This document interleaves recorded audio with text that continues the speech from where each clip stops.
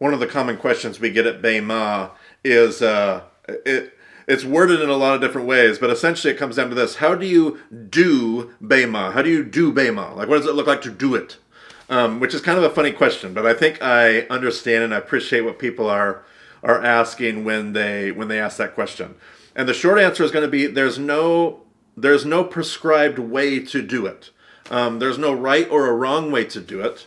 There's probably a design to it, but it's also designed to not have to be. There's no necessary structure to it, and we don't oversee the process.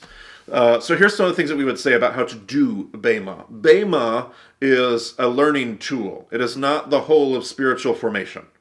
Spiritual formation and the spiritual walk with Jesus is going to include so much more stuff than just BEMA. BEMA is a tool that we get to use in order to help our spiritual formation. But it's just a small little piece. Now, there's a lot to this small little piece that we call BEMA, and the essence of BEMA is going to be essentially the first 5 seasons of the podcast. The first 5 seasons of the BEMA podcast are considered to be our main body of work. And it's designed to be consumed in order, in linear fashion, starting at episode 0 or -1 and moving all the way until the end of season 5. That is the body of work that is BEMA. And I would say that's the engine. That's the main cog of the experience. Beyond that, we keep having further study and deeper dives, and the podcast keeps going, but the main body of work is seasons 1 through 5.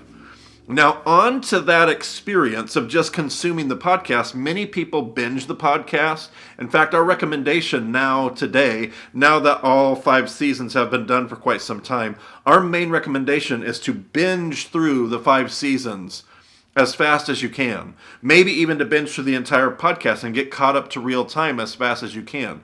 Because you will get the big idea as you binge through the content.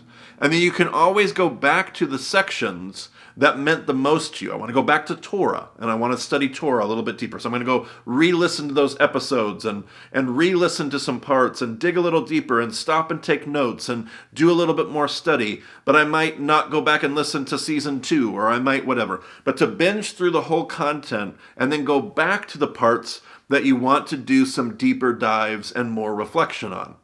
That's one of our recommendations. But again, seasons 1 through 5 being the main body of work. Some people, we recommend adding a communal aspect to that. This study is always going to be better when you can do it with other people. And so we talk about discussion groups. And there's a spot on the website where you can find discussion groups all over the world. And there may be a discussion group near you that you can join. And it helps the process of learning. It helps your experience with the content. There are always resources in the show notes to every episode. At the bottom of every episode, if you scroll up in your if you go to the bottom of your podcast player, or if you're on the website and you go to the bottom of the episode page, there are all these hyperlinks with books to read and diagrams that might be helpful and links to Wikipedia where you can learn more about different things, and all of those resources are there. There's a YouTube channel that probably is hosting this video that you're watching, and different places where you can go and you can learn more. And we know that sometimes the audio podcast is not for everybody. It's hard for them to stay with the entire journey. And so there's other things. There's YouTube channel. We're trying to publish transcripts. We're trying to get those done as quickly as we can for every episode, so that there's transcripts for those that may be in prison or might be a part of a deaf ministry and want to engage with the content. So there's all these things. Again, the main body of work is the first 5 seasons, and everything else is kind of these plug and play add-ons that you can create as it's helpful for you for your experience. And the goal is that it's helpful for you. You don't need to be doing anything that's not helpful. You don't need to be laying any crazy burdens on your shoulder. We're not watching to see what you're doing. You're not disappointing us or Jesus if you do this, but don't do that. These are tools and resources and many different things that we give along the way but that's how you do BEMA. We even created a liturgy for those folks that either needed something in addition to the podcast or just didn't want to do the learning, but they wanted to do the community and the worship and the expression, we even hosted the BEMA liturgy to give people even more options. So there's no right or wrong way to do BEMA. But BEMA is designed to be consumed, a body of work to be consumed, some 204 episodes of biblical content from Genesis to Revelation and a short little stint through church history.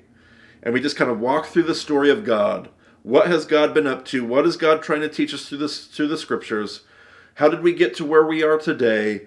And how do I partner with God in putting the world back together? All the other pieces are just helpful little add-ons that help us experience that journey and experience that content with other people and in ways that help us process and apply it to the best of our ability. So that's how you would do BEMA. There's a lot of things out there. There's a lot of experiences that people have had, a lot of different ways that people have said yes to this and no to that. They've dove in deep. They've stepped back. Everybody gets to do this as they feel led. There's no right and no wrong way, but those are our best recommendations. So I hope that's helpful.